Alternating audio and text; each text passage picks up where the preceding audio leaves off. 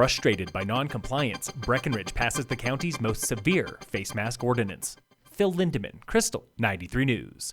Welcome to the Breckenridge Mask Zone. Breck Town Council this morning unanimously approved stricter face covering rules, inspired by personal and anecdotal evidence this 4th of July. Mayor Eric Mamula. When you get into this zone, the mask goes on. That's it. That's just how this works. We've got to get better compliance. We are way too close right now to a big spike that's going to shut this county down. Masks are now mandatory from Park Avenue to the Breck Connect gondola on Main, Ridge, and portions of French Street, indoor and outdoor, at all times. Jeffrey Bergeron. There's going to be lung kids that are going to say, yeah, I have a medical condition. There's going to be lung kids that will carry around an empty coffee cup and saying, you know, I'm about to sip them. Council also approved mask ambassadors to inspire compliance and enforce if needed. But Mamula was clear, they are not face mask fairies. At this point, where we are in this pandemic, if you have showed up to Breckenridge without a mask, you need to go purchase one.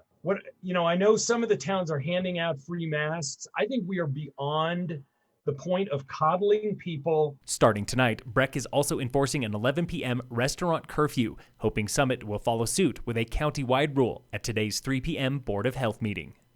The family of Sebastian Rodriguez Castro got closure yesterday when Eagle County Coroner confirmed a body found on the Eagle River over the weekend was their 3-year-old boy. He died of accidental drowning. Rodriguez Castro went missing June 5th near his home in Eagle, launching a massive search effort with dog teams, helicopters, and hundreds of volunteers. A 31-year-old Avon man who threatened to bomb a church in Vail pleaded guilty yesterday and faces up to 18 months in jail plus more. The DA's office reports Brandon Bruce Lund took a felony for his baseless threat posted to Facebook this past December. Investigators found no bombs or explosive materials at the church or his home and learned this was not his only empty threat. He also harassed Eagle County Sheriff and U.S. Army staff at Fort Carson, earning an additional felony and 4 misdemeanors.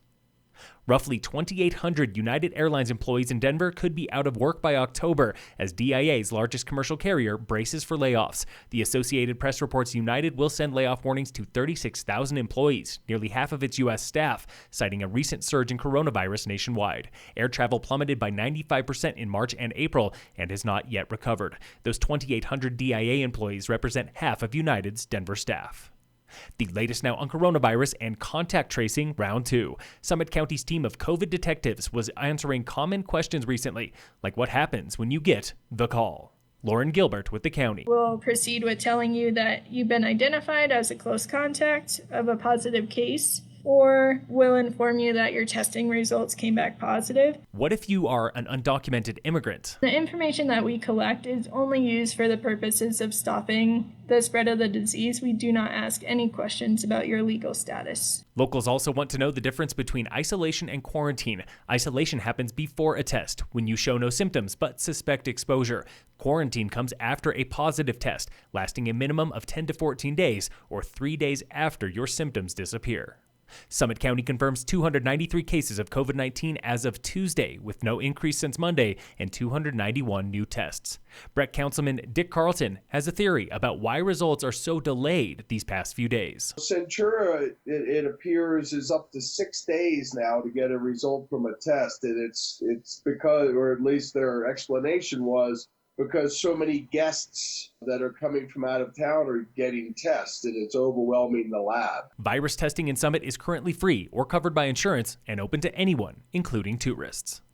Frisco's Concerts Not in the Park series returns tonight with the Sweet Lillies of the Front Range, playing 10 Mile Music Hall on Main. The virtual concert starts at 5:30 p.m., streaming live through the Visit Frisco Facebook page, with donations to benefit Summit Community Care Clinic.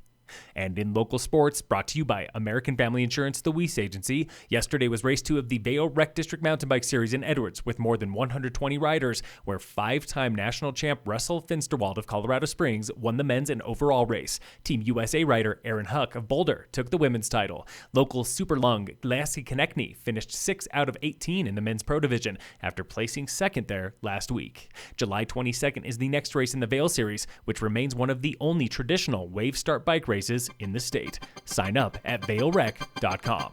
Phil Lindeman, Krystal, 93 News.